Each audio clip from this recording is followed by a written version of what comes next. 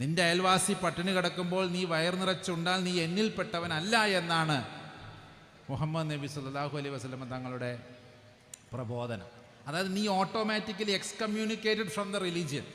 നീ അത് അറിഞ്ഞുകൊണ്ട് നിന്റെ അയൽവാസിക്ക് ഭക്ഷണകാര്യം മാത്രമല്ല, എല്ലാ കാര്യത്തിലെയും പട്ടിണി മാറ്റാൻ ഒരു വിശ്വാസി കടമപ്പെട്ടവരാണ്.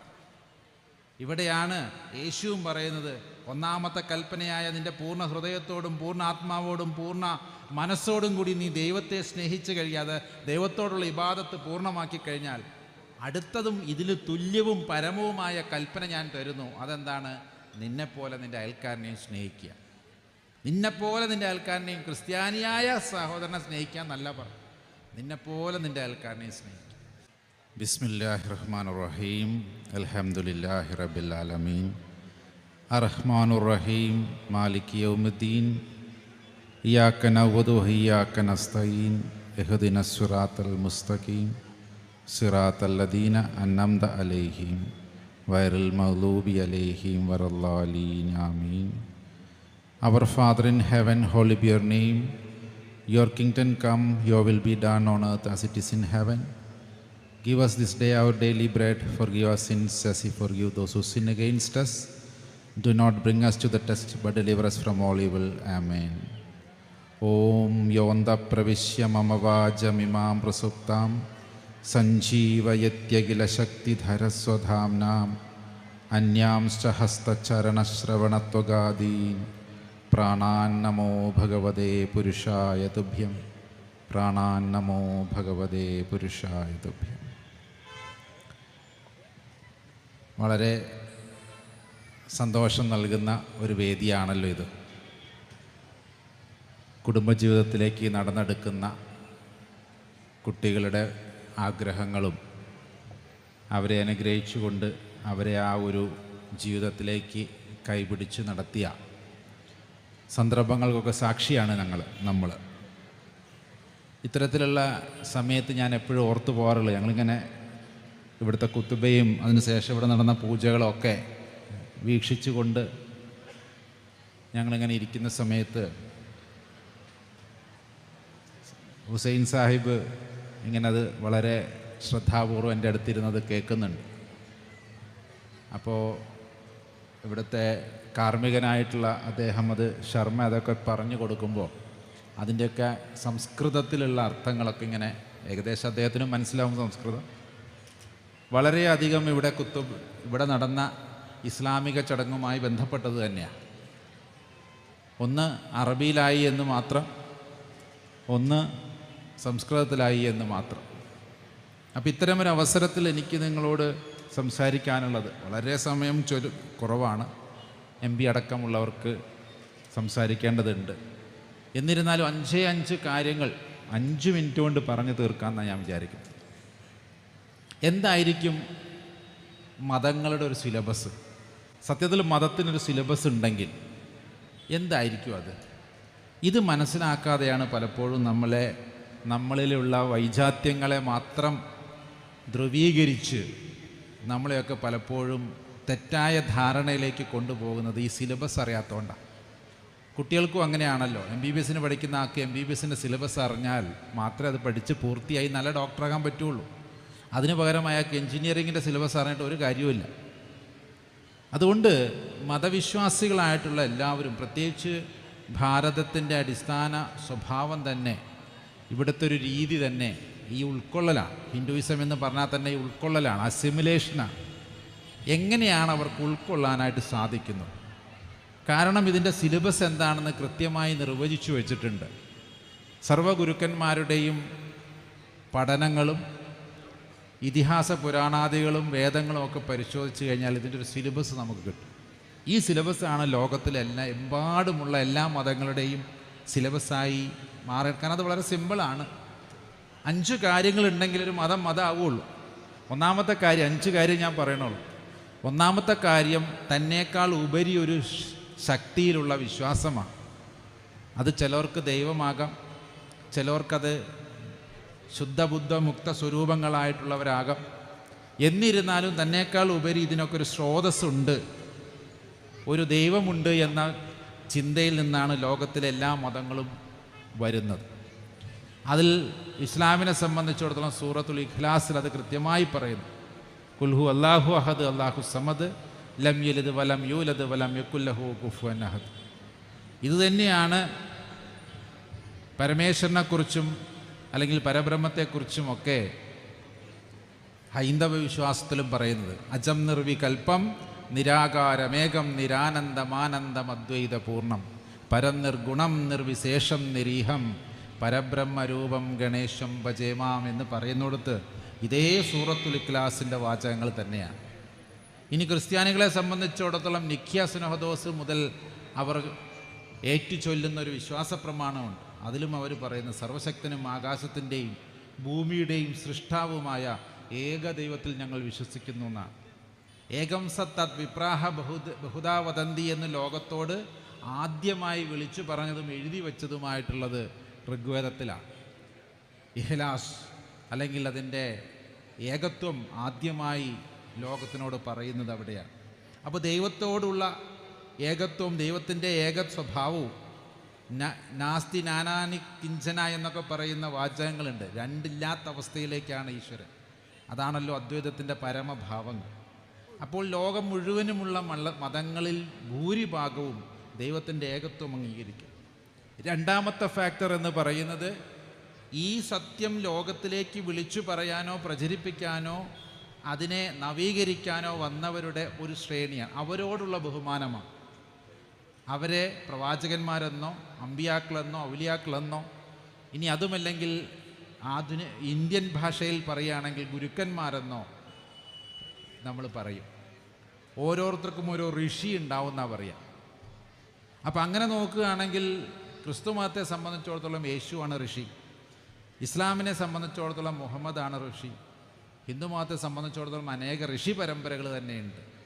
അതുകൊണ്ട് ദൈവം കഴിഞ്ഞാൽ ഒരു പക്ഷേ തൻ്റെ പരമ്പരയിലെ ഗുരുവിനെയാണ്, തൻ്റെ പരമ്പരയിലെ പരമമായ ഗുരുവിനെയാണ് അതിപരമമായി കാണുകയും ദൈവത്തിനോട് അടുത്ത് നിൽക്കുന്നത് അല്ലെങ്കിൽ ദൈവത്തിൻ്റെ ഏറ്റവും നാമം ഉച്ചരിച്ചു കഴിഞ്ഞാൽ അടുത്തതായി ഉച്ചരിക്കപ്പെടുന്നത് ഇത്തരം ഋഷിമാരുടെ നാമമാണ്.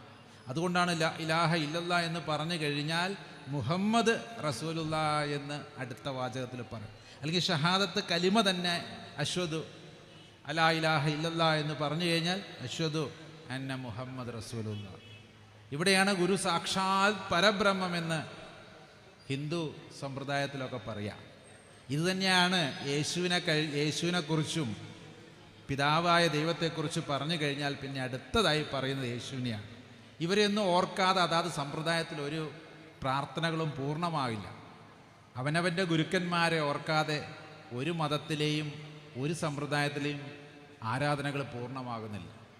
അതുകൊണ്ട് ദൈവം നമുക്ക് കോമൺ ഫാക്ടറാണ് മതത്തിൻ്റെ.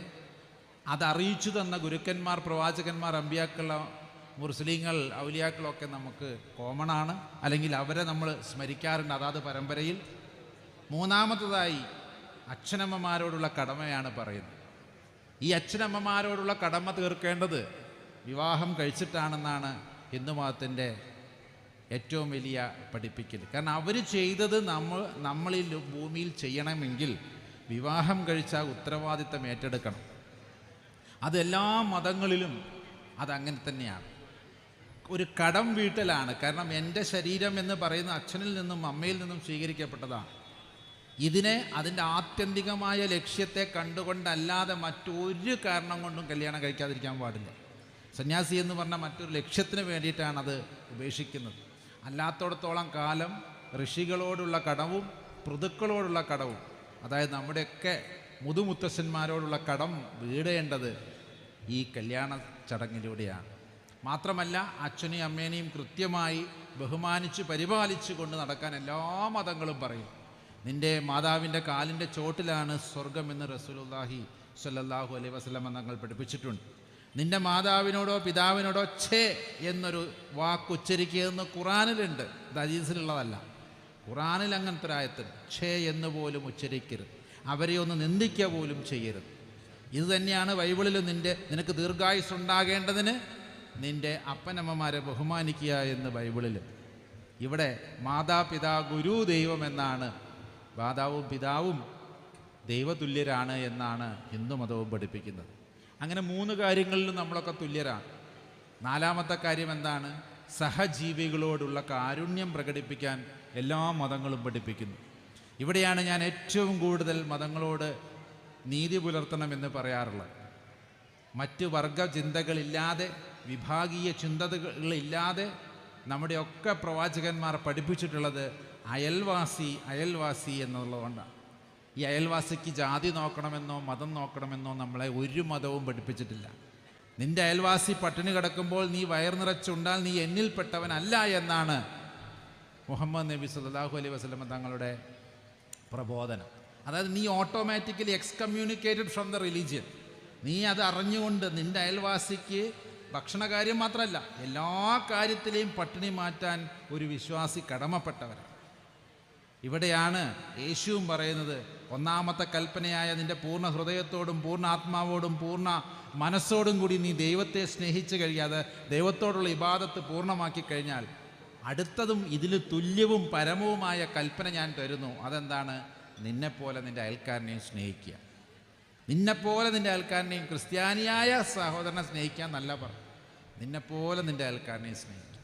അത് നിന്നെപ്പോലെയാണ്, നിന്നിൽ നിന്ന് കുറച്ചൊന്നുമില്ല. ഇനി ഹിന്ദുമതത്തിലേക്ക് വന്നാലോ, ശരിയായ ഹിന്ദുമതത്തിൻ്റെ അടിസ്ഥാനപരമായ തത്വം തന്നെ ഈ ഒരൊറ്റക്കാരം, വസുദൈവ കുടുംബകം. ഉദാരചരിതാനാം തു വസുദൈവ കുടുംബം. ഈ വസുദൈവ കുടുംബം എന്ന് മാത്രം ഇപ്പോൾ കുറേ കേൾക്കുന്നുണ്ട്. പക്ഷെ അതിൻ്റെ മുമ്പിലൊരു ശ്ലോകം ഉണ്ട്, ഉദാരചരിതന്മാരായി തീർന്നവർക്ക്. ഈ ഉദാരചരിതത്തിലേക്കാണ് ഹിന്ദുമതം അല്ലെങ്കിൽ ഹിന്ദു സമ്പ്രദായം നമ്മളൊക്കെ വിളിക്കുന്നത്. ചരിതന്മാരായി ഈ ലോകത്തെ മുഴുവൻ ഒന്നായി കാണണം. മാത്രമല്ല, മാനവസേവയാണ് മാധവസേവ എന്നും, ജനസേവയാണ് ജനാർദ്ദന സേവ എന്നും, നരസേവയാണ് നാരായണ സേവ എന്നും, ജീവസേവയാണ് ശിവസേവ എന്നൊക്കെ അതാത് കാലഘട്ടങ്ങളിൽ ഒരുപാട് ഋഷീശ്വരന്മാർ ഇവിടെ പറഞ്ഞു വെച്ചു പോയി. കാണപ്പെടാത്ത ദൈവത്തെ സ്നേഹിക്കുകയും കാണപ്പെടുന്ന സഹോദരനെ വെറുക്കുകയും ചെയ്യുന്നവൻ കള്ളനാകുന്നു എന്ന് ബൈബിള് പറയുന്നു. അവൻ കാണപ്പെടാത്ത ദൈവത്തെ സ്നേഹിക്കാൻ എളുപ്പമാണ്, പക്ഷെ കാണപ്പെടുന്ന സഹോദരന് വേണ്ടി എന്തെങ്കിലും ചെയ്യാതിരുന്ന് പ്രസംഗം മാത്രം നടത്തുന്നവൻ കള്ളനാകുന്നു എന്നാണ് യാക്കോബ് അപ്പോസ്തലൻ്റെ ലേഖനത്തിൽ അദ്ദേഹവും പറയുന്നത്. ഇങ്ങനെ സർവ്വമതങ്ങളിലും മറ്റുള്ളവരെ സഹായിക്കൽ, ഈ ലോകത്തിനോട് കരുണ ചെയ്യൽ. ചിലപ്പോൾ എൻ്റെ അയൽവാസി മൃഗമായിരിക്കാം, അല്ലെങ്കിൽ അതൊരു കാടായിരിക്കാം, അതൊരു പുഴയായിരിക്കാം, അത് ഒരു പുല്ലായിരിക്കാം, ആര് തന്നെയാകട്ടെ, അതിനോടുള്ള കടമയൊക്കെ എല്ലാ എൻവയറോൺമെൻറ്റൽ സിറ്റുവേഷനെ അതിൽ നമ്മൾ കാണണം എന്നുള്ളതാണ്. അങ്ങനെ 4-മത്തെ കാര്യം ഞാൻ പറഞ്ഞു കഴിഞ്ഞു. 5-മത്തെ കാര്യം എന്ന് പറയുന്ന അവനവനുള്ള ആത്മസംസ്കരണത്തിന് വേണ്ടിയും കൂടിയാണ് മതം പറയപ്പെട്ടിരിക്കുന്നത്. ഞാൻ ഇങ്ങനെയൊന്നും പോയാൽ പോരാ, മരണസമയത്ത് അല്ലെങ്കിൽ ഇതിൻ്റെയൊക്കെ അവസാന സമയത്ത് ഒന്നുമില്ലെങ്കിൽ നീ സ്വയം മുക്തനാകണം. വിദേഹമുക്തിയോ സദേഹമുക്തിയോ അല്ലെങ്കിൽ ഇഹവും പരവും ലഭിക്കുന്നതായിട്ടുള്ള ഉറപ്പോട് കൂടിയിട്ട് വേണം ഈ ലോകത്തിൽ കടന്നു വന്ന ഓരോരുത്തരും പോകാൻ. അതിനുവേണ്ടി വ്യക്തിപരമായ ഈശ്വരാരാധനകളും സാധനകളും അനുഷ്ഠിക്കണം എന്നുള്ളതാണ് സർവ്വമതത്തിൻ്റെ അടിസ്ഥാനം. ഈ 4 കാര്യങ്ങളിൽ പെടാത്തതായ മതമില്ല. ഈ 4 കാര്യങ്ങളും കൃത്യമായി കൊണ്ടുപോയാൽ നമ്മൾ തമ്മിൽ വ്യത്യാസമില്ല. അതാത് കാലഘട്ടത്തിൻ്റെയും കാലദേശങ്ങളുടെയും വ്യത്യാസത്തിനപ്പുറം അടിസ്ഥാനപരമായി ഇതിൻ്റെ നൂല് എന്ന് പറയുന്നത് ഒന്നായിരിക്കണം. അപ്പോഴാണ് നമുക്ക് പരസ്പരം ഇതെല്ലാം മനസ്സിലാകുകയും എല്ലാവരും ലക്ഷ്യം വെച്ചിരിക്കുന്ന ഇതാണെന്ന് വിചാരിക്കുകയും ചെയ്യുകയുള്ളൂ. എന്നാൽ എന്താണ് ഇന്ന് സംഭവിച്ചിരിക്കുന്നത് അതും കൂടി പറഞ്ഞാൽ തീർക്കാം. 5 കാര്യം ഞാൻ പറഞ്ഞു: ദൈവം, പ്രവാചകന്മാർ അല്ലെങ്കിൽ ഗുരുക്കന്മാർ, അച്ഛനമ്മമാർ, മറ്റുള്ളവർ, സ്വയം. ഈ 5 കാര്യത്തെക്കുറിച്ചും മതങ്ങളിൽ വിശദമായ ചർച്ചയുണ്ട്. ഇനി എന്താണെന്ന് മതങ്ങൾക്ക് പറ്റിയിരിക്കുന്നത്? മനുഷ്യൻ്റെ സർവ്വ സമ്പ്രദായങ്ങളും ഇന്ന് ഫങ്ഷനാലിറ്റി നഷ്ടപ്പെട്ടിരിക്കുന്നു. എല്ലാത്തിലും. രാഷ്ട്രീയം ഫങ്ഷനാലിറ്റി ഇല്ല, കുടുംബജീവിതത്തിൽ ഫങ്ഷനാലിറ്റി ഇല്ല, മതത്തിൽ ഫങ്ഷനാലിറ്റി ഇല്ല, വിഭാഗങ്ങളിൽ ഫങ്ഷനാലിറ്റി ഇല്ല, അധ്യാപക കുട്ടികൾ ബന്ധത്തിൽ ഫങ്ഷനാലിറ്റി ഇല്ല, ഭാര്യാഭർത്തൃ ബന്ധത്തിൽ ഫങ്ഷനാലിറ്റികളില്ല. അതുകൊണ്ട് മതത്തിലും ഫങ്ഷനാലിറ്റി ഇല്ല. എന്താ ഈ ഫങ്ഷനാലിറ്റി? ഈ പറഞ്ഞ നമ്മൾ പറയാറില്ലേ, സക്രിയത എന്നൊന്നും പറഞ്ഞാൽ ഇന്ന് മലയാളം നമുക്ക് പറഞ്ഞാൽ ശരിയാവും. ഇത് തിരിച്ചു കൊണ്ടുവരിക എന്നതാണ് നമ്മുടെയൊക്കെ അതിന് ഇത്തരത്തിലുള്ള ചടങ്ങുകളും ഒക്കെ നമ്മൾ സംഘടിപ്പിക്കേണ്ടതുണ്ട്. എല്ലാ മതക്കാരും ഇങ്ങനെയൊക്കെ ചെയ്യണം. അവനവൻ്റെ ക്ഷേത്രങ്ങളിലോ പള്ളികളിലോ ചർച്ചുകളിലോ ഒക്കെ മറ്റുള്ളവർക്ക് കൂടി അവരുടെ സന്തോഷങ്ങൾ പങ്കിടാകുന്ന രീതികളിലേക്കൊക്കെ മാറ്റിയെടുത്ത് നമ്മുടെയൊക്കെ സക്രിയത, നമ്മുടെയൊക്കെ ഫങ്ഷനാലിറ്റി, നമ്മുടെയൊക്കെ മതങ്ങളുടെ ഉദ്ദേശ ലക്ഷ്യങ്ങൾ എന്താണോ അതിലേക്ക് വരാൻ വേണ്ടി നമ്മളൊക്കെ ഒന്ന് ശ്രമിക്കണം. അത് എന്തുകൊണ്ട് കഴിയുന്നില്ല എന്നത് മാത്രം ചർച്ചയ്ക്ക് വിട്ടുകൊണ്ട് എൻ്റെ ഒരു അഭിപ്രായം പറയുകയാണ്, മതങ്ങളൊക്കെ ഇന്ന് ഇൻഷുറൻസ് കമ്പനികൾ പോലെ പ്രവർത്തിക്കുക. എൻ്റെ ഇൻഷുറൻസ് കമ്പനിയിൽ കൂടിയാൽ മാത്രമേ ഇൻഷുറൻസ് പൂർണ്ണമാകുള്ളൂ എന്ന് ഓരോ ഇൻഷുറൻസ് കമ്പനിക്കാരും അവകാശപ്പെടുന്നത് പോലെയുള്ള ഒരു അവകാശവാദമാണത്. അത് അവകാശവാദം മാത്രമല്ല, അത് ശരിയാണ്. LICയിൽ അടച്ചെങ്കിൽ LICൻ്റെ പോളിസി തിരിച്ചു കിട്ടുള്ളൂ. ആ ഒരു കുടുക്കിലാണ് നമ്മളൊക്കെ ഇന്ന് പെട്ടിരിക്കുന്നത്. ഞങ്ങളെപ്പോലുള്ളവർ എവിടെയും ഒരു ഇൻഷുറൻസും എടുത്തിട്ടില്ല. ഞങ്ങൾക്കത് അങ്ങനെയുള്ളൊരു ഇൻഷുറൻസിൻ്റെ ആവശ്യവുമില്ല. എന്നാൽ ആവശ്യമുള്ളവർ എടുക്കണം. അത് കരുതി വേറൊരു ഇൻഷുറൻസ് കമ്പനിയിൽ പോളിസി അടയ്ക്കുന്നവരെ കുറ്റം പറയാതിരിക്കുകയും ചെയ്യണം.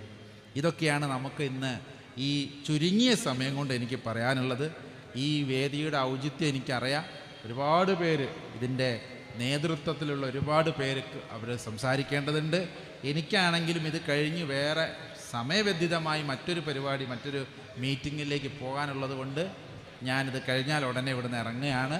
എല്ലാ അർത്ഥത്തിലും എന്നെ ഉൾപ്പെടുത്തിയതിലും നിങ്ങളിവിടെ ക്ഷണിച്ചതിലും വരാൻ സാധിച്ചതിലുമൊക്കെ സന്തോഷം രേഖപ്പെടുത്തിക്കൊണ്ട് ദൈവത്തോട് പ്രാർത്ഥിക്കുകയാണ്. റബ്ബനാ തഖബ്ബൽ മിന്ന ഇന്നക അന്ത സമീഉൽ അലീം. എന്താണ് പ്രാർത്ഥന?